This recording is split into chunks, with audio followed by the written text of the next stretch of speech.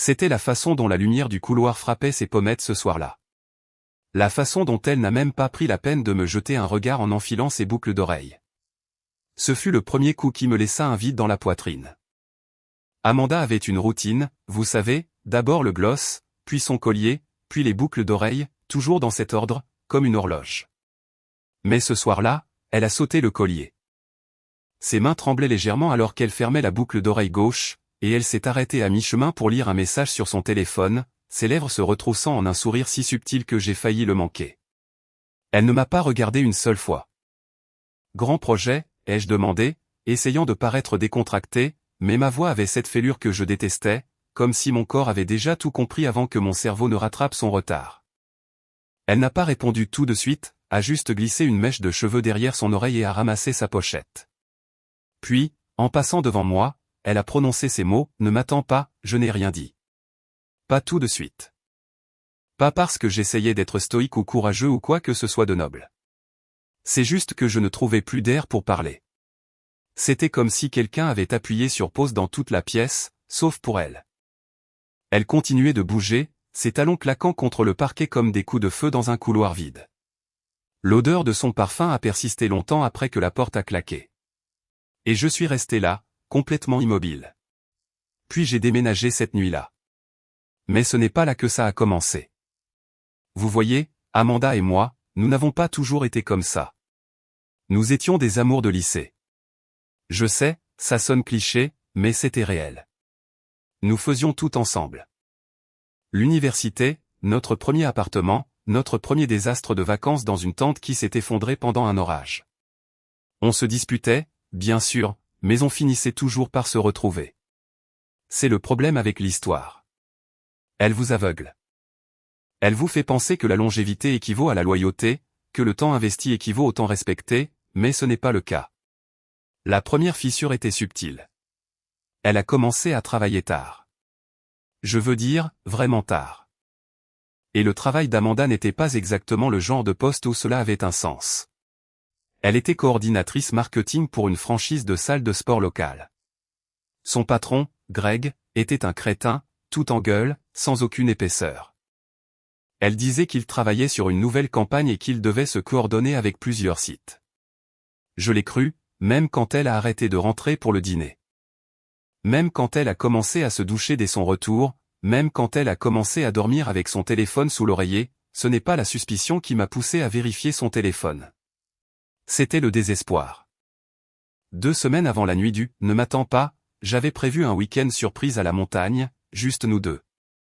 Nous n'avions rien fait ensemble depuis presque 5 mois. Quand je lui ai annoncé, elle n'a même pas fait semblant d'être excitée. Elle m'a regardé droit dans les yeux et a dit, « Je ne pense pas pouvoir prendre ce genre de pause en ce moment. » C'est la folie. C'était toujours la folie. Elle a recommencé à sortir pour des soirées entre filles. Sauf que Tiffany, sa meilleure amie et prétendue acolyte, avait déménagé en Arizona. Je le sais parce que Tiffany l'avait posté sur Facebook. La première fois que j'ai demandé à Amanda comment c'était possible, elle a dit, « Oh, elle est de retour pour voir sa famille. » La deuxième fois que j'ai demandé, elle a dit, « Tu deviens parano. » La troisième fois, elle n'a pas répondu, elle est juste partie. Alors, j'ai arrêté de demander, mais je n'ai pas arrêté de remarquer. Ce soir-là, après qu'elle soit partie avec ses talons, son parfum et ce sourire fantomatique destiné à quelqu'un d'autre, je suis allé à la cuisine, je me suis versé un verre de bourbon, je me suis assis à table et j'ai fixé mes mains. Je ne me sentais pas en colère. Je ne me sentais pas triste. Je me sentais en suspens, comme si je regardais ma propre vie se dérouler derrière une vitre. Les murs ne me semblaient plus être les miens. Les photos ne nous ressemblaient plus. Même le chien, Charlie, notre labrador, semblait éviter de me regarder dans les yeux. Je me suis levé, j'ai attrapé un sac de sport dans le placard, j'ai fait mes bagages en silence. J'ai laissé la clé de la maison sur le comptoir. Mais l'histoire ne s'est pas terminée quand j'ai franchi la porte. Elle ne faisait que commencer. La chose étrange quand on part, c'est qu'on s'attend à une sorte de moment cinématographique. De la pluie, peut-être du tonnerre, votre reflet dans le rétroviseur alors que vous vous éloignez de la vie que vous avez construite avec quelqu'un qui a lentement cessé de vous voir. Mais il n'y a rien eu de tout ça. Juste la chaleur sèche de l'été, un lampadaire bourdonnant au-dessus de moi comme un avertissement que je ne pouvais pas déchiffrer, et le son de mes pneus crissant sur le gravier alors que je sortais de l'allée. Je ne savais pas où j'allais. Mon frère Tyler vivait de l'autre côté de la ville. Nous n'étions pas proches depuis des années, mais je lui ai quand même envoyé un texto. Je peux squatter chez toi ce soir? Besoin d'un service. Il a répondu en quelques minutes. La porte est ouverte. Il n'a pas posé de questions quand je suis arrivé. Il m'a juste donné une bière, m'a tapoté l'épaule et a mis le match. Le genre de soutien silencieux que seul quelqu'un qui s'est déjà fait brûler sait comment donner. Je n'ai pas parlé cette nuit-là. Je suis juste resté assis, engourdi, à regarder une équipe dont je me fichais perdre sur un score que je n'ai pas remarqué. C'est le lendemain matin que je l'ai vu. Son iPad était toujours connecté à mon identifiant Apple. Nous avions synchronisé nos appareils quand nous en avions eu de nouveau il y a 2 ans. J'avais complètement oublié. Il s'est allumé alors que je versais du café dans la cuisine de Tyler. Nouveau message. Mon cœur n'a pas bondi, ni sombré. Il s'est juste arrêté. Il y en avait des dizaines. Le nom du contact était B. Au début, je me suis dit que ça pouvait être n'importe qui. Peut-être son cousin Brandon, peut-être un vieil ami, peut-être des trucs de boulot, mais je savais, au fond de moi, je savais. J'ai appuyé dessus et c'était là. Des messages de la nuit dernière. Envoyés quelques minutes après qu'elle ait quitté notre maison. Amanda, je pars maintenant. Je porte la robe noire que tu aimes. B, j'aimerais pouvoir te l'arracher moi-même. Amanda, ne me taquine pas. J'arrive dans 20 minutes. B, la chambre est prête. T'as intérêt à ne pas être en retard. Je me suis assis lentement, comme si mes jambes étaient trop loin pour répondre à mon cerveau. Mes mains tremblaient, mais pas de choc. C'était de la rage, le genre qui n'explose pas, mais qui monte comme une pression dans une pièce scellée. Et ce n'étaient même pas les messages aguicheurs qui m'avaient achevé. C'était le ton. Si désinvolte, si familier, comme si ça durait depuis longtemps, comme si j'étais le personnage secondaire de mon propre mariage. J'ai fait défiler plus bas. Amanda, la nuit dernière était folle. Tu es une machine. B, tu me facilites la tâche. Amanda, Chris se doute de quelque chose. Je vais peut-être devoir calmer le jeu un peu. B, ne stresse pas. Il est mou. Il pardonnera n'importe quoi. Celui-là m'a frappé différemment.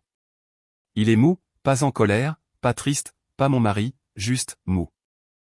Comme si j'étais faible de lui avoir fait confiance, de croire aux vœux que nous avions prononcés sous un coucher de soleil à Malibu, avec tous nos amis et notre famille qui applaudissaient comme des imbéciles. J'ai fermé l'iPad et j'ai fixé mon café comme s'il pouvait répondre à toutes les questions que je ne savais pas comment poser. Qui était B? Depuis combien de temps ça durait? Combien de fois m'avait-elle regardé dans les yeux en me mentant? Je n'ai pas pleuré. Pas à ce moment-là. Je me suis juste levé, j'ai pris mes clés et j'ai conduit. Je ne savais même pas où, mais je ne pouvais pas rester immobile. Pas quand tout ce que je pensais être solide s'était transformé en sable mouvant sous mes pieds. À 5 kilomètres de chez Tyler, je me suis garé devant un hôtel bon marché, un de ces endroits pour long séjour près de l'autoroute. Je suis entré, j'ai demandé le gérant et je lui ai montré le nom d'Amanda. J'ai dit que j'essayais de confirmer une réservation pour une surprise. Le gars n'a même pas scié. Oh, ouais. Elle est venue plusieurs fois. Toujours avec ce même grand type barbu. Ma gorge s'est asséchée. C'est à quel nom? Il a vérifié. Brandon Palmer. Brandon, ai-je répété. Bien sûr. B, je suis resté là pendant 1 minute entière avant de remercier le gars et de sortir. Amanda avait toujours détesté les menteurs. C'était son truc.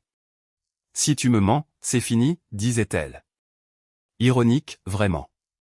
Maintenant, c'était elle la menteuse, la planificatrice, l'actrice, et j'étais l'idiot qui lui avait préparé son déjeuner il y a 3 jours et lui avait dit que je l'aimais pendant qu'elle m'embrassait sur la joue avec le nom de quelqu'un d'autre dans la bouche.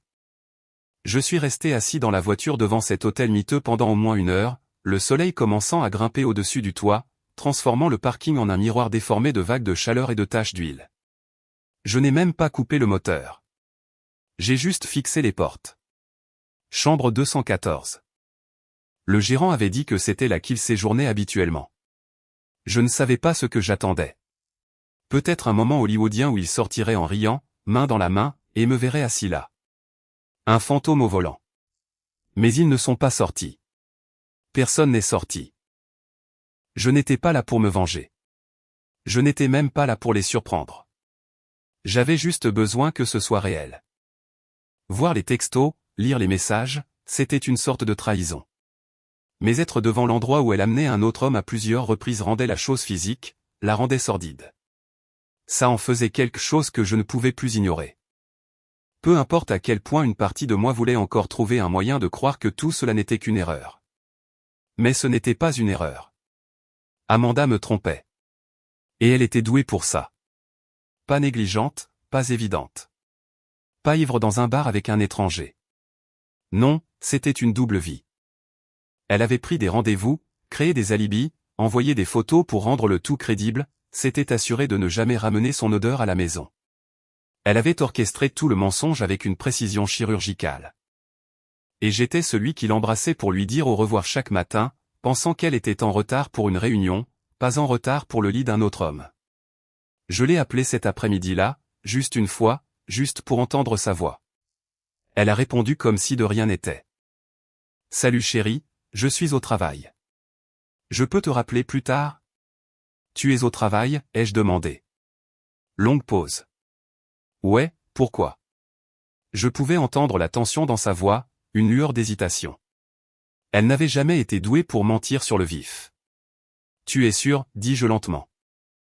Chris, a-t-elle lâché. C'est quoi ce délire ? Je suis vraiment au milieu de quelque chose. C'est drôle, ai-je dit. Parce que je viens de parler au gérant du Howard Inn. Il se souvient de toi. Toi et Brandon Palmer. Chambre 214. Silence. Puis la voix a changé. Pas brisée par la culpabilité. Pas haletante de peur. Froide. Tu es vraiment allé jusque-là, dit-elle, la voix plate. Pas de bégaiement. Tu es sérieusement allé fouiner dans mon dos comme ça ? C'est ta nouvelle façon de faire ? J'avais du mal à croire ce que j'entendais. Dans ton dos ? Amanda ? Tu me mens depuis des mois. Tu me trompes, tu te faufiles en douce, et c'est toi qui es en colère que je l'ai enfin découvert ? Ne retourne pas la situation contre moi, a-t-elle sifflé. Si tu n'étais pas si distant tout le temps, si tu n'avais pas laissé tout devenir si ennuyeux entre nous, je n'aurais pas eu à chercher ça ailleurs. Et voilà. Pas de déni, juste du blâme. Je n'ai rien dit. J'ai juste laissé le silence planer. Épais, chaud et cruel. Elle l'a rompu. J'imagine qu'on en est là maintenant, dit-elle, la voix sèche. Très bien. Tu veux de l'honnêteté ? Oui, je le vois depuis un moment. Et non, je ne le regrette pas, toujours, je ne disais rien. Je voulais me sentir à nouveau vivante, a-t-elle continué. Tu ne m'as pas touché depuis des mois. Tu ne me vois plus. Tu es comme une ombre qui traverse la maison. Tu n'essaies même pas, Chris. J'aurais dû crier. J'aurais dû hurler en retour toutes les nuits où j'avais préparé le dîner et attendu. Tous les textos auxquels elle n'avait jamais répondu, toutes les froideurs, toutes les culpabilisations. J'aurais dû lui dire à quel point j'avais essayé de réparer quelque chose qu'elle avait déjà décidé de brûler. Mais j'ai juste dit une chose. C'est fini entre nous. J'ai raccroché. Elle n'a pas rappelé. N'a pas envoyé de texto. Pas de larmes, pas d'excuses, pas de justification. Amanda n'a même pas essayé de se battre pour ce que nous avions.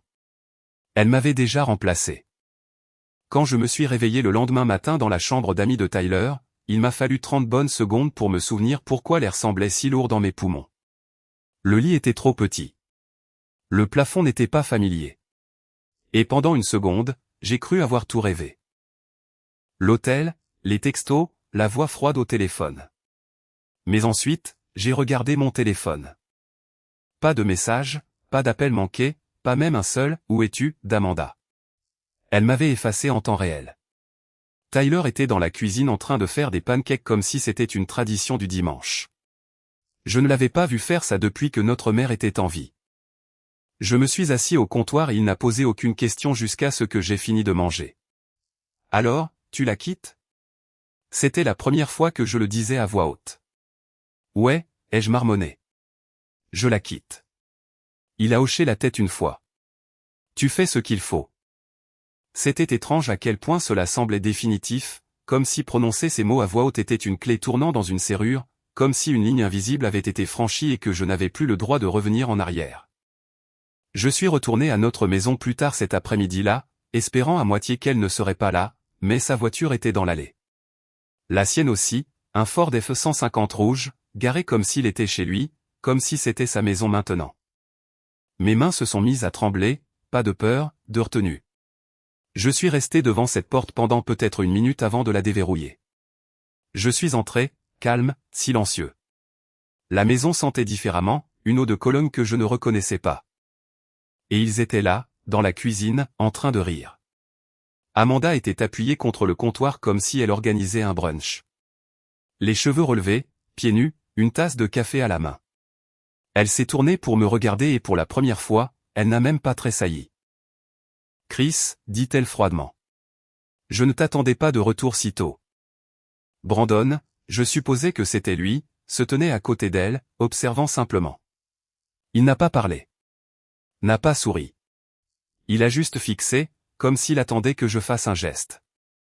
Je suis venu chercher des affaires, ai-je dit, ma voix glaciale. Des vêtements. Des papiers. Mon chien. Elle a carrément levé les yeux au ciel. Chris, ne fais pas ton cinéma. Où est Charlie, ai-je demandé, ignorant son ton. Dans le jardin, dit-elle. Il va bien. Je n'ai pas regardé Brandon. Pas une seule fois. Je ne lui ai pas donné cette satisfaction. Je suis monté, j'ai emballé ce que je pouvais en silence. Chaque chemise, chaque tiroir, me semblait être un souvenir que je ne voulais plus. Elle ne m'a pas suivi. Elle n'a pas dit un mot. Le seul son était le bourdonnement de ma vieille brosse à dents électrique, qui, pour une raison quelconque, avait été laissée en marche sur le comptoir de la salle de bain. Quand je suis descendu avec mes sacs, Amanda était assise à la table de la cuisine, sirotant son café comme si elle était dans un café. « Tu aurais pu me parler d'abord », a-t-elle dit. J'ai ri. Pas d'humour, mais d'incrédulité. Te parler de quoi? Du fait que tu couches avec quelqu'un d'autre dans notre lit. N'exagère pas, dit-elle platement. Oh, c'est vrai, ai-je lâché. Tu n'utilises que des chambres d'hôtel. Très respectueux de ta part. Brandon a bougé à ce moment-là, mais n'a toujours pas dit un mot. Je ne suis pas venu ici pour me battre, ai-je dit. Je suis venu pour ce qui est à moi. Et ça inclut Charlie. Amanda a haussé les épaules paresseusement. Il aime bien Brandon. Ça m'a fait plus mal que ça n'aurait dû. Non pas parce que je le croyais, mais parce qu'elle l'a dit comme si c'était drôle, comme si c'était une sorte de jeu. Je suis sorti dans le jardin, j'ai appelé Charlie, et il est arrivé en courant comme si de rien n'était. Sa laisse était toujours accrochée près de la porte arrière. Je l'ai attaché, je l'ai fait monter dans la voiture et je n'ai pas regardé en arrière.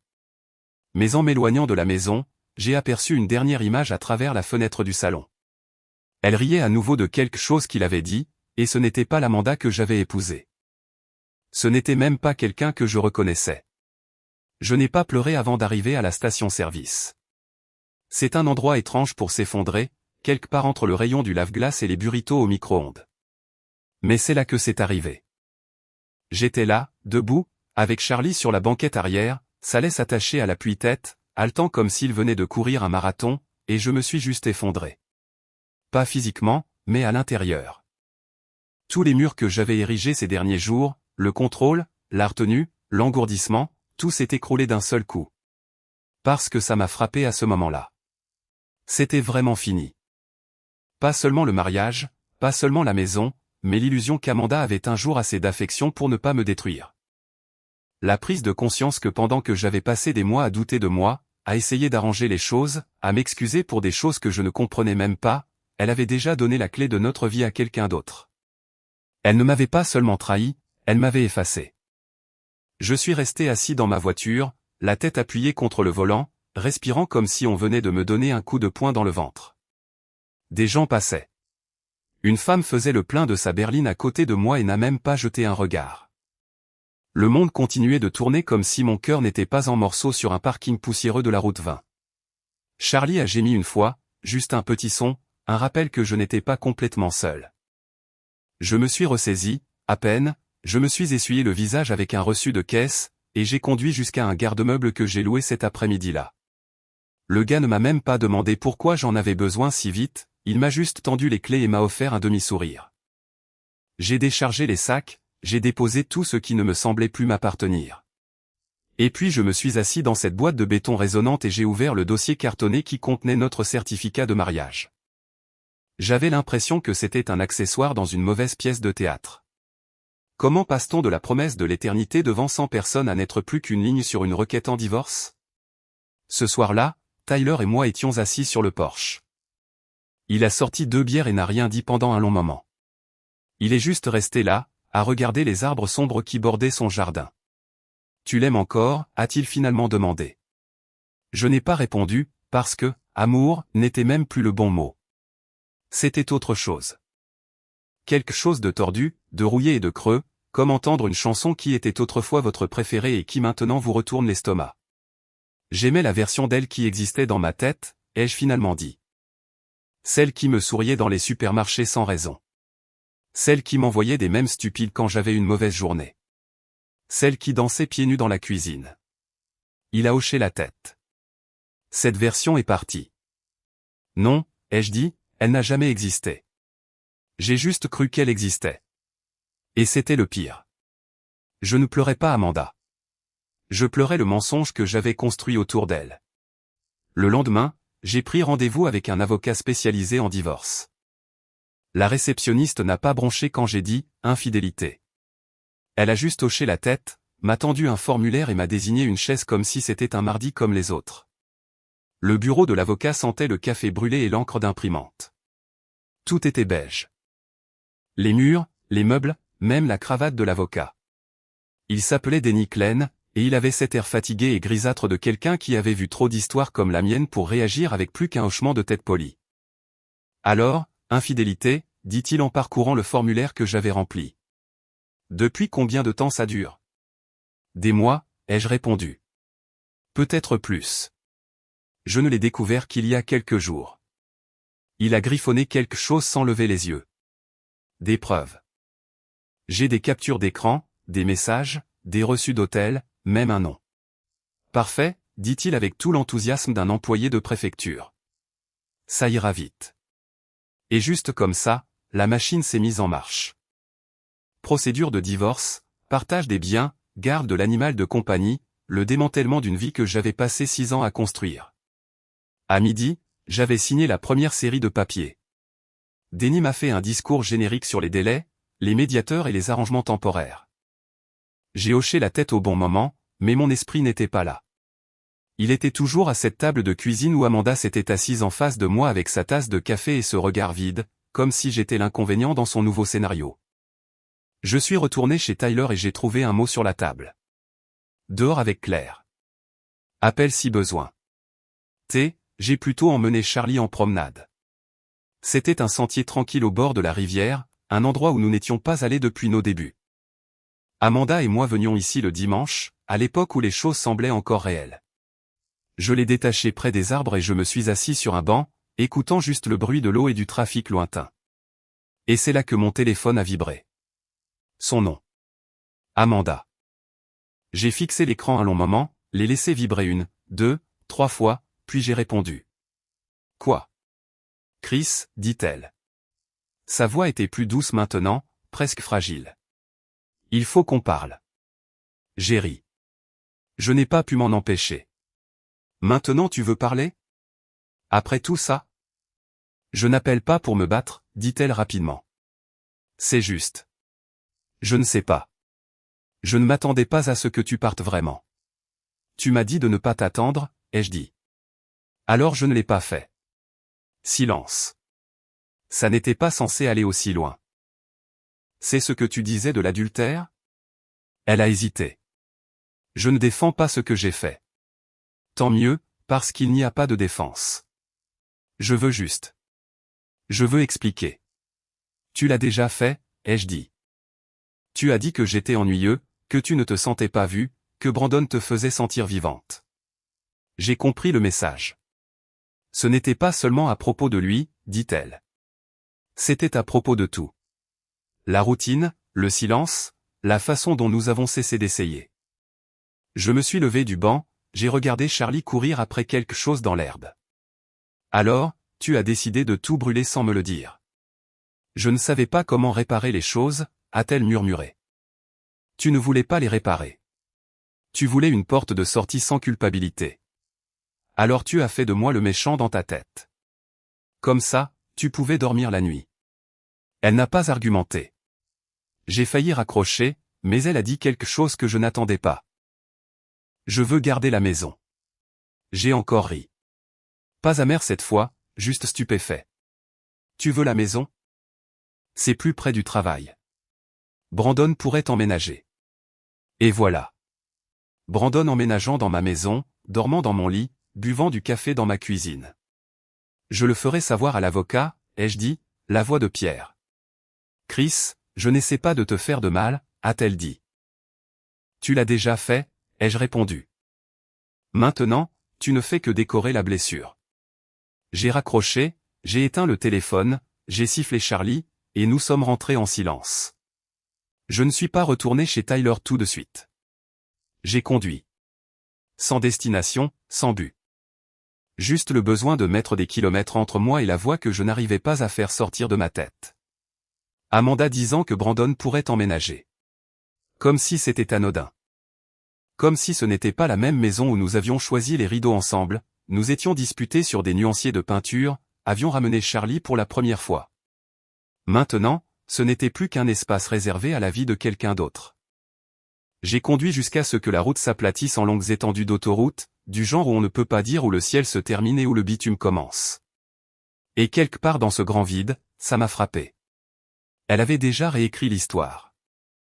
Dans sa version, j'étais le distant, le mari désengagé, l'homme qui ne la voyait plus.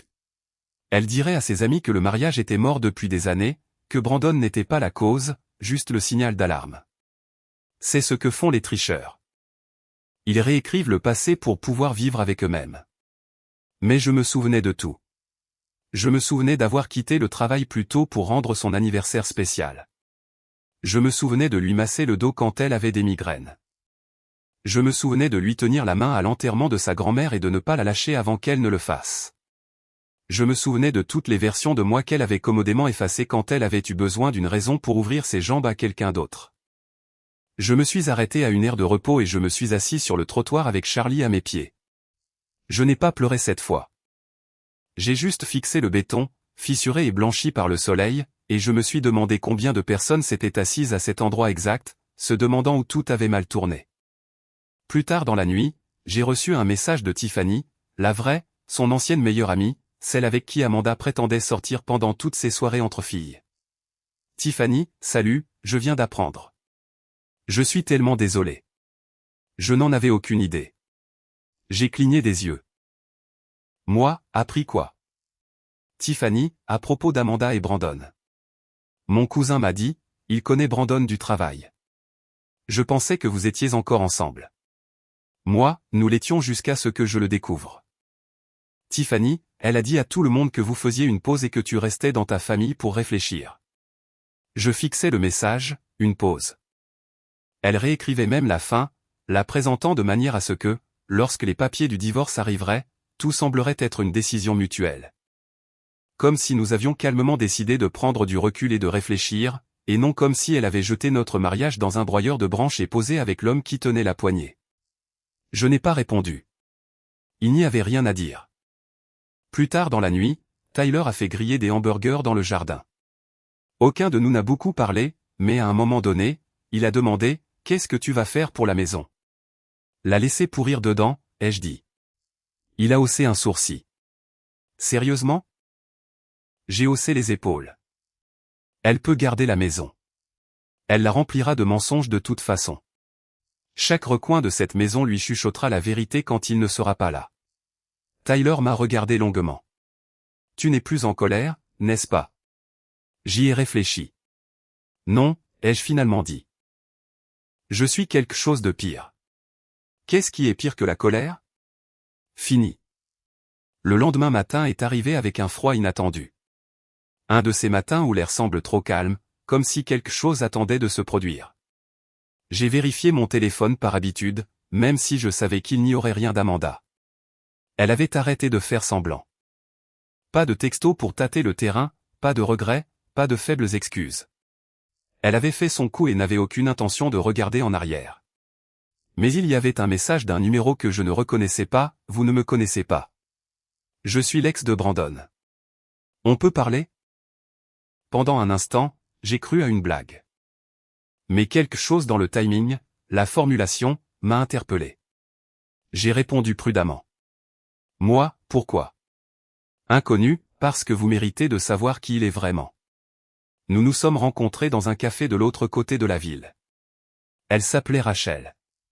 Cheveux noirs, yeux vifs, doigts nerveux tapotant sa tasse de café. Elle ressemblait à quelqu'un qui n'avait pas bien dormi depuis des semaines, peut-être des mois. Merci d'être venu, a-t-elle dit, assise en face de moi comme si nous étions de vieux amis dans une guerre à laquelle aucun de nous ne s'était engagé. Je ne suis pas sûr de ce que vous attendez de moi, ai-je dit prudemment. Je suis déjà en train de divorcer. Je sais, a-t-elle dit. Je pensais juste que vous devriez savoir dans quoi elle s'est embarquée. Rachel m'a raconté des choses qui m'ont glacé le sang. Brandon n'était pas juste un type avec un bon timing. Il était un schéma. Il avait une traînée de femmes, des relations qui se chevauchaient, chacune se terminant dans une sorte de chaos. Manipulation psychologique, gaslighting, menaces voilées. Il n'était pas physiquement violent, elle l'a bien précisé. Mais il manipulait les gens, les tordait, s'immisçait dans leur tête jusqu'à ce qu'ils ne puissent plus distinguer le vrai du faux. Je n'y ai pas cru au début, a-t-elle dit. Il était charmant, drôle, intelligent. Mais ça commençait toujours de la même manière. Des blagues sur mon ex, puis des pics subtils sur mes amis, puis il m'éloignait lentement de tous ceux qui tenaient à moi. Depuis combien de temps étiez-vous avec lui, ai-je demandé. 2 ans. Je suis parti quand il a commencé à flirter avec une de mes amies juste devant moi. Quand je lui ai fait la remarque, il m'a dit que j'étais instable, que j'avais besoin d'aide. Je l'ai cru, chaque mot, parce que ça ressemblait exactement à la façon dont Amanda me parlait depuis quelques mois. L'histoire réécrite, le blâme silencieux, la façon dont elle m'avait lentement convaincu que j'étais le problème. J'ai juste pensé que si vous saviez qui il était vraiment, a dit Rachel, vous ne perdriez plus de temps à penser que c'était de votre faute. J'ai hoché la tête, plus reconnaissant que je ne pouvais le montrer. Ça ne l'était pas, et je le pensais. Ce soir-là, Amanda a de nouveau appelé. J'ai failli ne pas répondre, mais la curiosité l'a emporté. Elle avait l'air bizarre. Chris, a-t-elle commencé? Pas froide, pas en colère, juste bizarre. Quoi, ai-je dit, fatigué. Je crois que j'ai fait une erreur. Je n'ai pas répondu. Je veux dire, avec tout. Avec lui. Toujours, je ne disais rien. Je pensais que c'était ce que je voulais. Tu pensais qu'il était une meilleure version de moi, les jeux coupés. Elle n'a pas répondu à ça. C'est juste. Je ne me sens plus en sécurité. Ça m'a fait me redresser. Qu'est-ce que tu veux dire? Il se met en colère, a-t-elle dit. Pas violent, juste étrange, contrôlant. Il fouille mon téléphone. Il n'aime pas que je sorte seul. Et voilà. Le masque tombait. Pas seulement pour elle, mais pour Brandon aussi. Il n'est pas celui que je pensais, a-t-elle ajouté tranquillement. Et je ne crois pas savoir comment m'en sortir. J'ai pris une profonde inspiration et j'ai dit ce que je savais devoir dire. Tu as fait ton choix, Amanda. Maintenant, vis avec. 2 jours se sont écoulés après cet appel. Pas de nouveaux messages, pas de suivi, juste le silence. Mais le silence d'Amanda n'était pas la paix. C'était l'œil du cyclone. Je la connaissais assez bien pour comprendre. Elle ne m'avait pas appelé par remords. Ce n'était pas son style. Elle avait appelé parce que quelque chose ne fonctionnait pas dans sa nouvelle fantaisie. Et quand les choses cessaient de fonctionner pour Amanda, elle commençait à chercher des sorties. Même si c'était elle qui avait allumé le feu, elle agissait toujours comme si quelqu'un d'autre avait craqué l'allumette. Alors, quand j'ai vu son nom apparaître à nouveau tard vendredi soir, je n'ai pas bronché. Amanda, es-tu en sécurité? C'était un message étrange, cryptique, inhabituel. Alors j'ai répondu. Moi, pourquoi? Amanda, parce que Brandon te cherche. Ça m'a glacé. J'ai fixé l'écran pendant une minute entière, relisant la phrase encore et encore comme si elle pouvait se réorganiser en quelque chose d'inoffensif, mais ce n'est pas arrivé. Mes poings se sont serrés. Charlie s'est agité à mes pieds, sentant le changement dans mon énergie. Moi, qu'est-ce qu'il veut? Amanda, il a découvert que je t'avais parlé de l'affaire. De lui. Il pense que tu essaies de le ruiner. J'ai failli rire. Je n'avais rien dit à personne. J'étais resté silencieux. Je n'étais pas en guerre. Je ne publiais pas d'histoire de vengeance. J'essayais juste de survivre. Moi, laisse-le venir. Il ne me trouvera pas. Amanda, Chris. Il n'est pas celui que tu penses. Je ne savais pas. Je pensais que je pouvais gérer ça. Je pouvais le sentir maintenant. Pas la peur, mais la clarté. Brandon n'était pas juste une erreur. Il était sa punition. Le chaos même qu'elle avait choisi au lieu de la stabilité, de la loyauté, de moi. Moi, tu as choisi ça. Vis avec. Je l'ai bloqué pour de bon. Le lendemain matin, j'ai déposé une ordonnance restrictive, au cas où. Tyler se tenait derrière moi au palais de justice comme une sentinelle. Il n'a pas dit grand-chose, mais sa présence était solide. Réelle. Le genre de loyauté qu'Amanda n'a jamais comprise.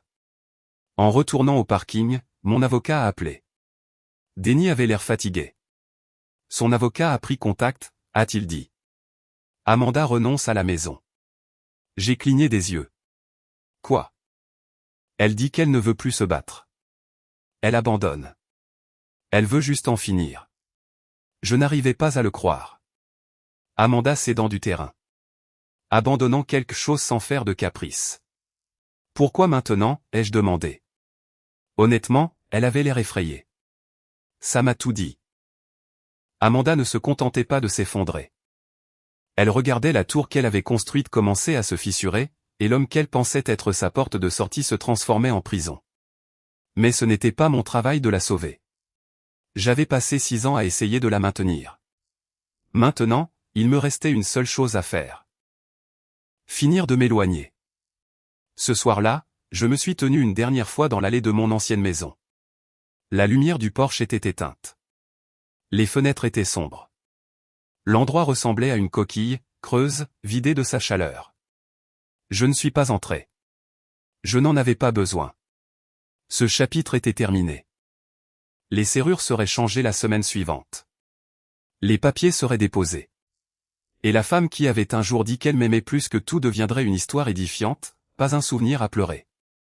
Je suis remonté dans ma voiture. Charlie a sauté à côté de moi et nous sommes partis dans le dernier morceau de la nuit. La date finale du tribunal est arrivée plus vite que prévu. Divorce finalisé, bien partagé, signature sur des papiers qui m'auraient autrefois brisé d'imaginer. Mais au moment de m'asseoir en face d'Amanda dans cette salle d'audience froide, je ne me sentais pas brisé. Je me sentais léger. Elle paraissait plus petite que dans mon souvenir. Pas en taille, en présence. Son énergie, autrefois si imposante, était tamisée. Pas de maquillage, cheveux tirés en arrière. Des mains nerveuses agrippant un stylo qu'elle n'a jamais utilisé. Elle ne m'a pas regardé une seule fois pendant la procédure. Pas même quand le juge a lu son nom complet. Amanda Lee Carlson. Le même nom que j'avais un jour imaginé transmettre à des enfants que nous n'avons jamais eus. Peut-être le sentait-elle. La fin. Pas seulement de nous, mais du monde qu'elle avait soigneusement construit pour se maintenir dans le confort. Les derniers mots qu'elle m'ait jamais adressés furent à l'extérieur de cette salle d'audience, sous des nuages gris et la faible bruine d'une pluie de juillet. Je n'ai jamais voulu te faire de mal. Elle l'a dit comme une excuse. Mais je savais que ce n'en était pas une. C'était une défense, un bouclier, une faible tentative pour adoucir ce qu'elle avait fait. Et je ne lui ai rien accordé. Non, ai-je dit. Tu t'en fichais, c'est tout. Elle a tressailli, mais n'a pas argumenté. Pour une fois, Amanda Carlson n'avait plus rien à dire. Je suis parti. Ça fait 3 semaines depuis. La maison est de nouveau à moi, mais je n'y suis pas retourné. Je loue un petit appartement près du lac. Rien d'extraordinaire, mais paisible, calme, un espace qui ne recèle aucun fantôme. J'ai repeint les murs, donné les choses que nous partagions autrefois, et laissé Charlie s'approprier le canapé comme s'il lui appartenait. Certains soirs, je m'assois sur le porche, j'écoute le vent et je pense à tout ce qui s'est passé. Je pense à l'homme que j'étais, celui qui ignorait les signaux d'alarme, qui croyait au potentiel plutôt qu'à la réalité, qui pensait que l'amour pouvait surmonter la trahison. Il est parti maintenant, et ce qui reste est quelque chose de mieux. Plus affûté, plus sage, toujours marqué, mais pas brisé. Amanda a envoyé un dernier message la semaine dernière. Pas de mots, juste une photo d'elle et de Brandon. Prise lors d'un barbecue, des gobelets en plastique à la main, de faux sourires peints sur leur visage, comme si elle voulait que je voie qu'elle gagnait toujours. Je l'ai supprimé sans l'ouvrir complètement, parce que ce qu'elle ne sait pas, c'est que j'ai déjà gagné. Pas en trouvant quelqu'un d'autre. Pas en publiant des citations énigmatiques en ligne. Pas en prétendant que je n'ai pas souffert, mais en lui survivant. En me tenant de l'autre côté de tout ce qu'elle a incendié et en réalisant que je n'avais pas besoin d'être secouru. J'avais besoin de sortir des flammes par moi-même. Et je l'ai fait. Alors, si vous lisez ceci, peut-être êtes-vous là où j'étais. Remettant tout en question, vous blâmant, cherchant des réponses. Laissez-moi vous dire ceci, parfois, la pire chose qu'ils vous fassent est la meilleure chose qui vous soit jamais arrivée. Laissez-les partir.